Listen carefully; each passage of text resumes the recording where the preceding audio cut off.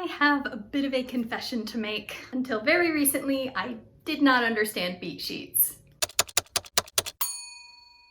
As you can see from this video footage, I am deep in the middle of revisions. For me, when I revise, I go through, I make note cards of every scene, take stock of what I have, and then I put little post-it notes on each scene so that I can tell what things need to be adjusted in that scene. And I can make note cards for what the new scenes are gonna be, I can shuffle things around.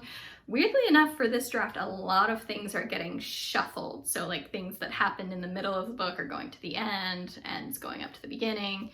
It's weird, it's revisions. But when I first got started thinking about what these changes were gonna be, I hit a massive block, which was pretty frustrating because I set a really ambitious goal for these revisions. I set a goal to have them done by the end of the month.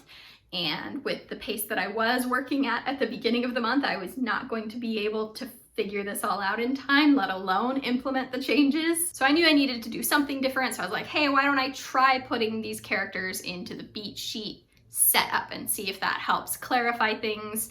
I'd been really stressed about the story structure and wanting to make sure that the arc of the story was as strong as it could possibly be. And so I looked up beat sheet template, which is something that I've Googled dozens of times in the past. Promptly looked at the beat sheet and panicked and closed all the browsers and was like, nope, that can't be it. And still nothing was working, so I decided to try it one more time. I found this worksheet by Savannah Gilboa, which was adapted from the regular Save the Cat, Blake Snyder stuff. And for some reason, seeing the note cards there really unlocked things for me. I just really like note cards, apparently. It's just in my head, especially with like the Blake Snyder list, rather than like the Save the Cat Writes a Novel list. It just felt very like, okay, A, B, C, D, E. But seeing it visually made it much clearer to me that like, oh no, I have room to play in all of these things. And then just to make sure I really understood everything, I went to Jessica Brody's website, the author of Save the Cat Writes a Novel, and signed up for the newsletter, which made it so that I could get this breakdown of the 15 beats with like percentages. I found the percentages particularly helpful once we like broke into two and had the B story and the fun and games, because that's usually what slipped me up in the past. And then I took my three main characters and inputted their plot arcs, the way I want them to be at least, into these, how many beats? 15 beats. And I don't really know what was different, but for this time, for whatever reason, it really unlocked a lot of things for me. I found that it worked well for all three characters, even though all three don't have an equal amount of page time. And from there, I was able to kind of divide up my note cards. Okay, well, if I have this many in Act 1 and I'm confident this is Act 1,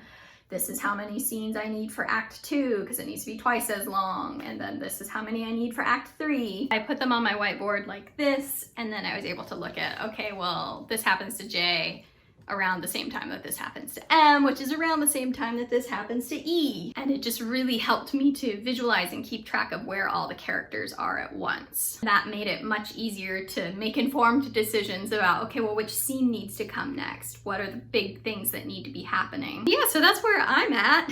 Lots of revising. I will put links to where I got those two different worksheets down in the description box so that you can have those too if you're maybe wanting to use beat sheets and have been having a hard time with them. Also, big recommend for using beat sheets in revisions. I know a lot of times we think about them as being just plotting tools, like, oh, I'll get it out when I'm trying to figure out the plot of the novel, but this was incredibly helpful for me in figuring out where my story was lacking structurally and where things needed to be moved, and just, it's great. Let me know how your writing is going down in the comments. Are you drafting, revising, prepping for NaNoWriMo? We would love to know. And don't forget to tune in this Sunday at 7:30 p.m. Eastern Time when we are going to be talking all about dialogue. I cannot wait to see you all then, and until then, stay nerdy.